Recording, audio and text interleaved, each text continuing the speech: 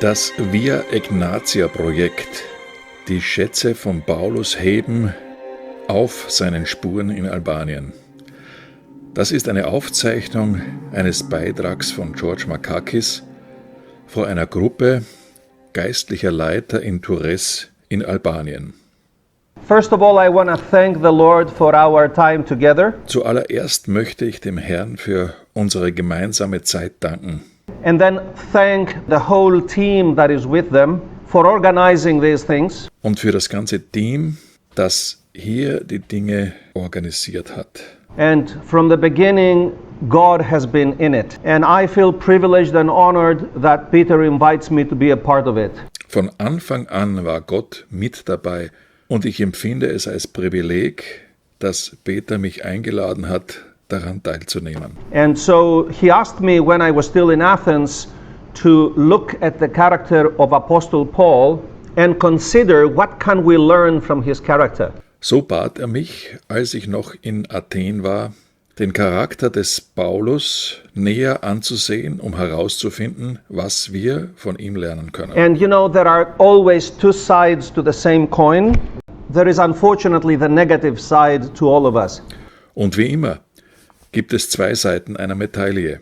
Da ist eben auch die negative Seite von uns allen. But I'm not going to speak the details of the negative things learned through Paul. Aber ich werde nicht auf die Einzelheiten der negativen Dinge eingehen, die wir durch Paulus lernen könnten. But I will mention this without going into details, that with Apostle Peter, it is easier to see the negative sides in the Bible. Aber ohne ins Detail zu gehen, bei Apostel Petrus wäre es einfacher, die negativen Seiten zu sehen. Because the Bible itself shows us his problems, his mistakes. Die Bibel zeigt uns seine negativen Seiten, seine Probleme und seine Fehler.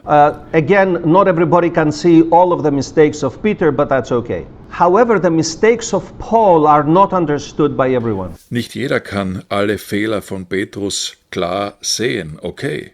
Aber die Fehler von Paulus werden oft noch weniger verstanden. And in fact, he had some major issues which have affected the church until today. Und tatsächlich hat Paulus einige große Probleme, die die Kirche bis heute beeinflusst. And without explaining in depth, I will only say that it is because he was a Pharisee. Ohne das zu vertiefen, sage ich nur, es liegt daran, dass er ein Pharisäer war. And the mistakes that we see in the Bible that he made reveal that he had not yet been transformed completely. Seine Fehler, die uns die Bibel zeigt, sie offenbaren, dass er noch nicht vollständig verändert war. He was still under the influence of the Pharisaic spirit. Er stand immer noch unter dem Einfluss des pharisäischen Geistes, when he revealed that negative aspect of who he was. als sich die negativen Aspekte seines Wesens zeigten. So the only reason I mention that, even though I don't explain those negative things, is that just like Apostle Paul influenced the church negatively, Der einzige Grund, warum ich das erwähne, ohne diese negativen Details näher zu erklären, ist, dass Paulus dadurch in speziellen Bereichen der Kirche Schaden zugefügt hat, in the areas where he was not yet fully sanctified unto Christ, where he still had the old spirit through him. Maybe I should say the old mindset. in denen er noch nicht vollständig durch Christus geheiligt war und den alten Geist in sich trug, sagen wir, die alte Denkweise. That should be a learning for us, that we need to be as fast as possible if we are leaders, to be transformed as best as we can and leave behind us the old mindset. Das sollte uns eine Lehre sein, besonders wenn wir Leiter sind, um so schnell wie möglich verändert zu werden und die alten Denkmodelle hinter uns zu lassen. So that we don't also make mistakes that will affect the rest of the body of Christ. Damit wir nicht auch diese Fehler begehen, die sich auf den Rest des Leibes Christi auswirken. And of course myself as I speak, I do remember many mistakes which I made earlier on in my walk with Christ. Und natürlich auf uns selbst. Ich erinnere mich an viele Fehler, die ich auf dem Weg mit Christus begangen habe. And with great regret, I recognize that my mistakes affected people. And I am so sorry for that. Mit großem Bedauern erkenne ich, dass meine Fehler Menschen beeinflusst haben und das tut mir sehr leid. But it also pushed me to realize how quickly I must make sure that I become transformed. Aber das hat mir auch gezeigt, dass ich mich umgehend darum kümmern muss, verändert zu werden. And so if we want to keep one learning from that, is that we should take very seriously the need to examine ourselves very carefully and pray, Lord, show me what in me is still part of the old man. Wir sollten aus unseren Fehlern lernen und die Notwendigkeit erkennen, uns selbst sehr sorgfältig zu prüfen und den Herrn zu bitten, zeige mir, wo ich noch im alten Menschen festsitze.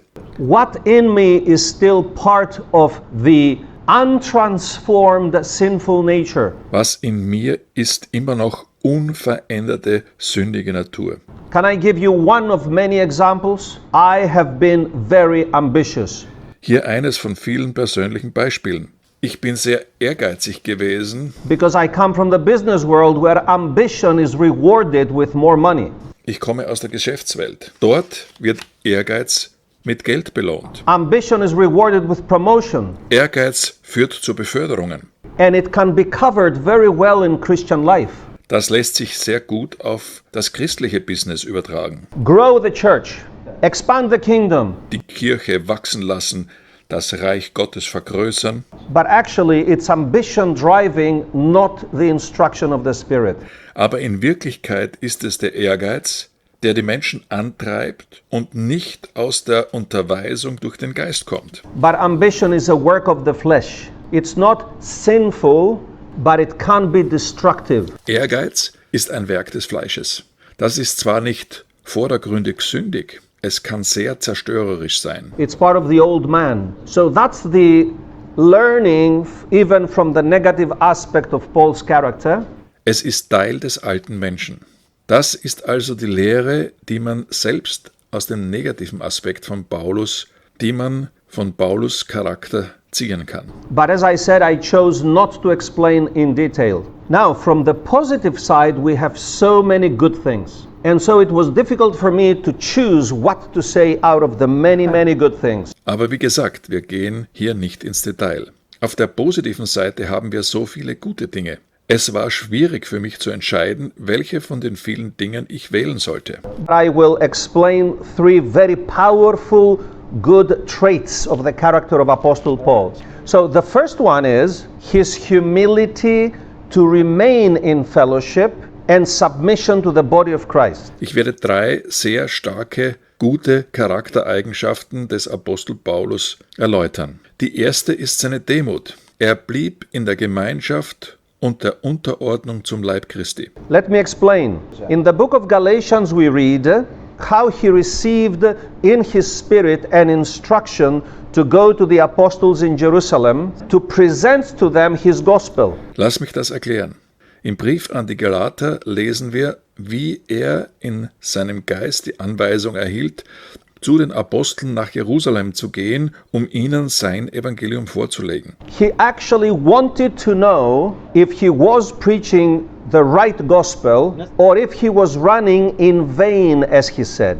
Er wollte wissen, ob er das richtige Evangelium predigte, ob er nicht vergeblich lief, wie er sagte. Now, how many preachers today, they lift up their flag and they run with it, and if anybody disagrees with them, they say, well, if they like it, if they don't, I don't care. Wie viele Prediger heute halten ihre Fahne hoch und wenn jemand nicht mit ihnen übereinstimmt, ist ihnen das ganz egal. This is my gospel, this is who I am.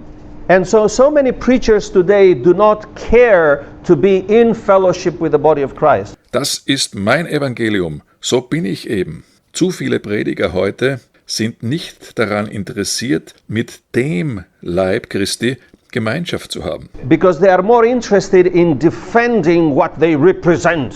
Sie sind mehr daran interessiert, das zu verteidigen, was sie vertreten. But Paul not only presented the gospel and he received the right hand of fellowship, Aber Paulus hat nicht nur das Evangelium verkündet und den Handschlag der Gemeinschaft erhalten, but when the church in Jerusalem had a problem with him, and they invited him to come to Jerusalem to give an account of his ministry, sondern als die Gemeinde in Jerusalem ein Problem mit ihm hatte und sie ihn einluden zu kommen, um Rechenschaft über seinen Dienst abzulegen. you know, in our days you take a flight and you go. For him to travel all the distance to go to Jerusalem, it was a major sacrifice, including danger, serious danger, and it was extremely expensive. Heute würde man den nächsten Flug nehmen. Für Paulus war das ein großes Opfer. Die ganze Strecke nach Jerusalem war voller großer Gefahren und es war auch extrem teuer. But he went to Jerusalem, and we read what happened in Acts 15, in what we know to be the first council of the church in Jerusalem. Aber er ging nach Jerusalem.